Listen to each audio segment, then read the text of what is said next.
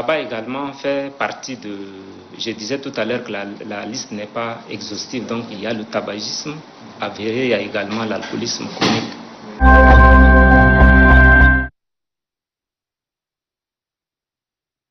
L'âge est un facteur indépendant de la dysfonction érectile.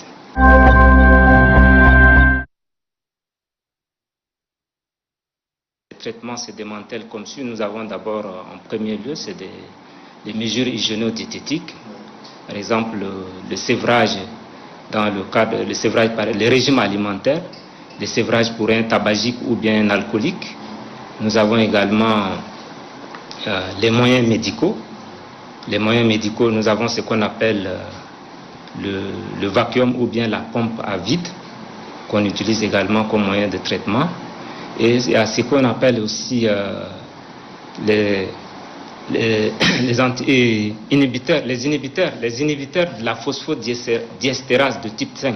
Donc, les inhibiteurs de la phosphodiesterase de type 5 sont également des moyens de traitement et ils sont utilisés en première intention. Et en deuxième intention, nous avons, c'est-à-dire première intention, ce sont des médicaments de la première ligne. En deuxième intention, nous avons des injections intracaverneuses et le vacuum que je viens de dire comme un moyen médical ici, donc fait partie également de l'arsenal dans la prise en charge en deuxième intention. Et en troisième intention, nous avons les traitements chirurgicaux. Nous avons les implants péniens, ce qu'on appelle autrement les prothèses, et avec les prothèses et avec la nouvelle technique innovante, l'ED1000, qui permet donc de délivrer des ondes de choc au niveau donc des corps caverneux. Donc les moyens de traitement existent.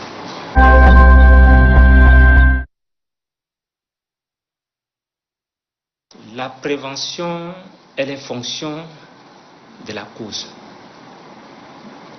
Tout à l'heure, je parlais de cas de maladies métaboliques. Si nous prenons le cas de diabète, nous prenons le cas de diabète ou bien d'autres troubles ou des pathologies endocriniennes.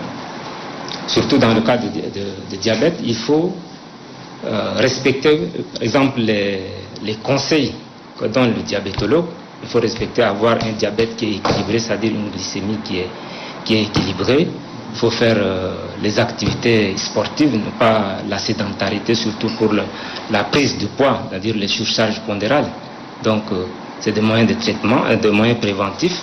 Par exemple, nous prenons les cas il y a des causes que je n'ai pas pu évoquer tout à l'heure, des causes hématologiques, par exemple chez les sujets qui ont par exemple la drépanocytose et qui par la suite présentent donc ce qu'on appelle le priapisme, c'est-à-dire une érection qui est anormalement prolongée, c'est-à-dire une érection qui dure plus de 3 heures du temps en dehors de toute stimulation sexuelle.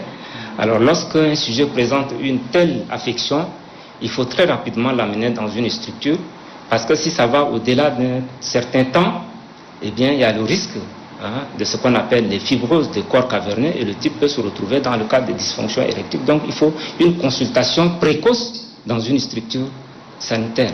Par exemple, les traumatismes pelvipérineux, je parle de traumatisme, cela rentre dans le cadre, par exemple, de la prévention des accidents de la route. Donc, voilà en tout modo les moyens qu'on peut utiliser pour se prévenir de ces affections-là. Mais il faut dire que la prévention, elle est fonction donc de la cause de la maladie. Le patient doit en parler à sa partenaire.